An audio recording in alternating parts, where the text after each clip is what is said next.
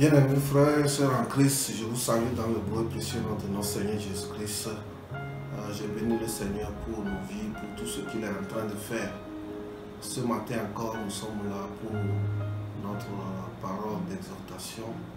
Nous allons prier. Seigneur Tout-Puissant, nous te bénissons, nous t'exaltons, nous t'honorons pour ce jour que tu nous as encore donné, nous te célébrons. Viens encore nous donner ta parole qui est la nourriture de notre âme. Qu'elle nous aide à évoluer, à marcher avec toi au nom de Jésus-Christ. Amen. Mes bien-aimés frères et sœurs en Christ, je vous salue encore.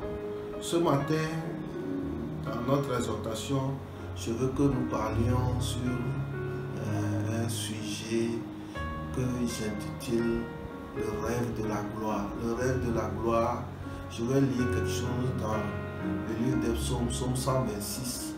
Le verset, à partir du verset 1 jusqu'à 4.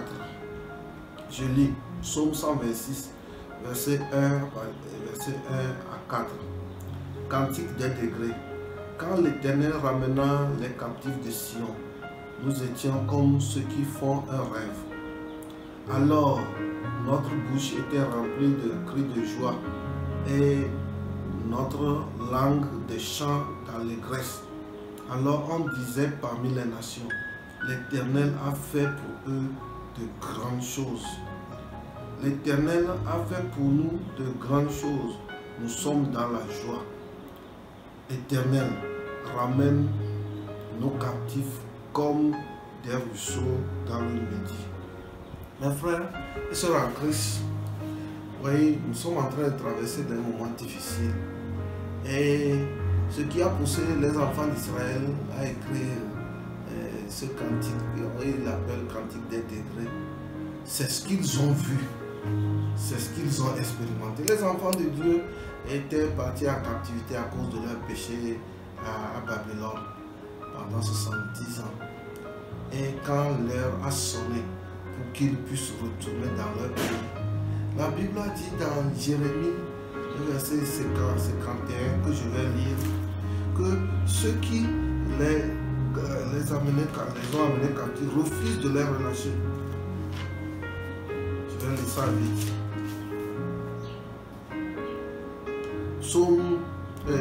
Jérémie 50, le verset 33 et 34. Ainsi parle l'Éternel des armées. Les enfants d'Israël et les enfants de Juda sont ensemble opprimés. Tous ceux qui les ont amenés captifs les retiennent et refusent de les relâcher. Verset 34. Mais leur vengeur est puissant, lui dont l'Éternel des armées est le nom. Il défendra leur cause afin de donner le repos au pays et de faire trembler les habitants de Babylone. Ce qui a poussé les enfants d'Israël à écrire ce cantique, c'est que même quand leur captivité, le temps de leur captivité est arrivé à terme et qu'ils devaient retourner dans leur pays, ce n'était pas facile. Ce n'était pas facile. Je ne parle pas même de la vie qu'ils ont endurée, de la souffrance qu'ils ont endurée pendant le temps de la captivité. Comme ce que nous sommes en train de traverser maintenant. Avant même que le confinement ne vienne, les pays africains traversaient déjà des moments difficiles. Nos pays étaient en face de certaines réalités qui sont difficiles. Mais avec le confinement, avec cette pandémie, ça s'est aggravé. Mais il y a une parole de consolation. Il y a ce que nous appelons un rêve de gloire. C'est quoi le rêve de gloire?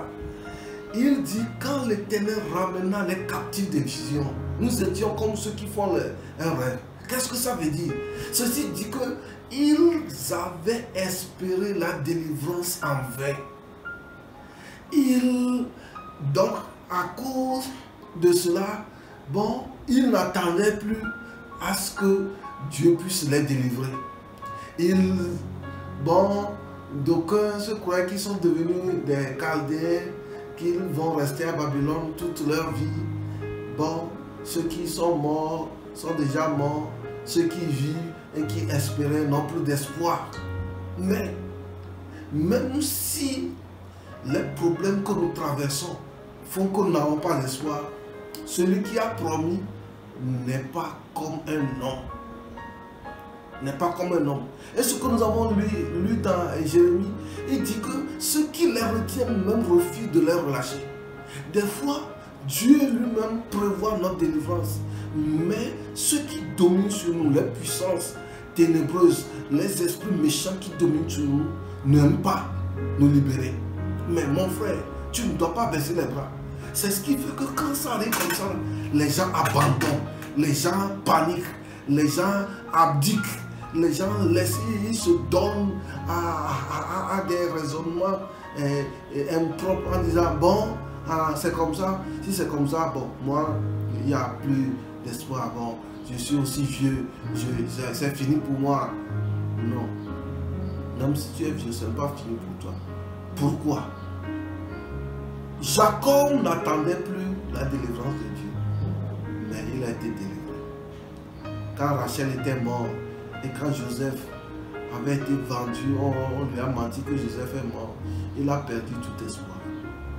Mais quand Dieu a relevé son fils, Joseph, quand la gloire est venue, quand le rêve de la gloire s'est manifesté, et que les frères de Joseph ont découvert Joseph, quand Joseph a envoyé pour qu'on ramène son père, la Bible dit que quand on lui a dit ça, il était froid. Mais quand il a vu les chars, il a repris vie. C'est ce que nous appelons le rêve de gloire. Des fois, tu te demandes, quand Dieu va intervenir dans ta vie, tu vas te demander, est-ce que c'est moi? Est-ce que je rêve? Ou bien, non, c'est toi. C'est toi. Ce n'est personne. Quand l'Éternel veut ramener les captifs de Sion, il dit, nous étions comme ceux qui font les rêves. Et ce sont les autres nations qui disent, Dieu a fait pour eux de grandes choses. Pourquoi? C'est des pleurs de joie. C'est des pleurs de joie qui vont sortir, que les gens vont expérimenter. Tu vas pleurer dans la joie parce que tu n'as plus espéré qu'il y aura une délivrance, qu'il y aura une sortie de crise. Mais mon frère, ma soeur, je ne sais pas ce que tu traverses maintenant, mais je t'annonce une nouvelle, que tu auras ce rêve de gloire. L'Éternel va te ramener.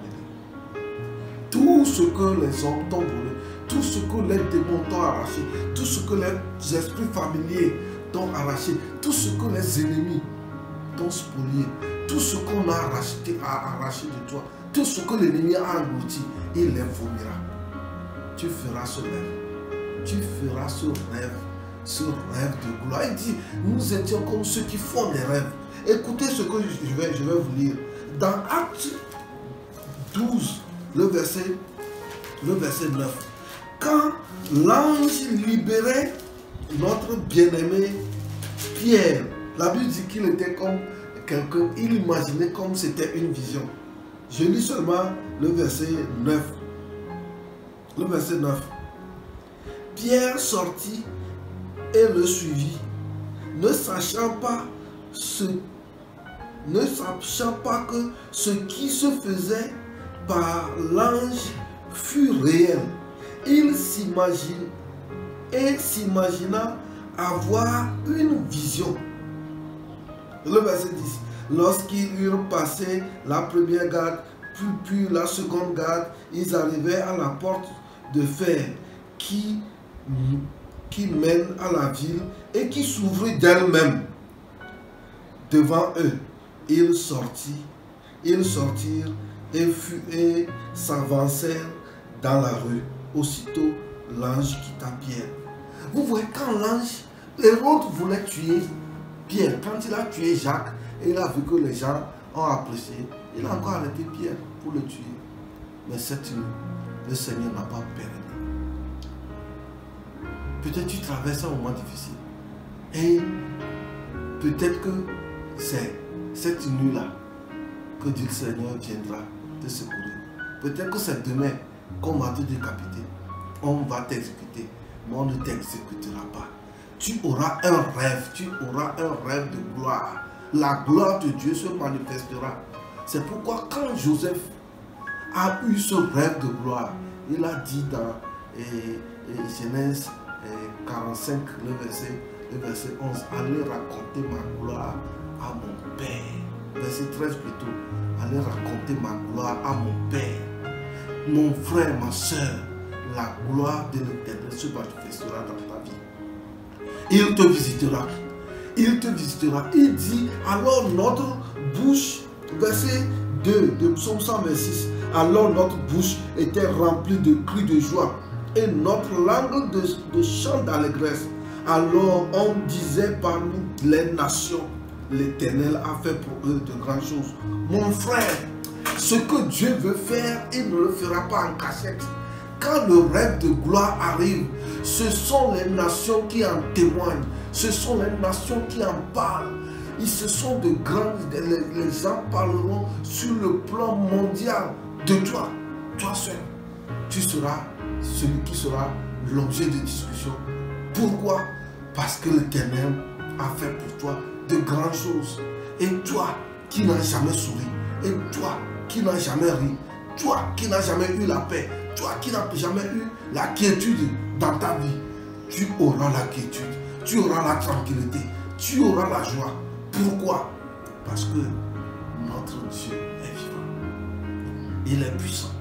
Mon frère, ma soeur, Pierre croyait que ce qui se faisait était seulement une vision. Mais c'était une réalité. L'ange est descendu dans la prison. Il a coupé les chaînes. L'ange a ouvert les portes. Ça dit, sa présence déjà ouvrait les portes.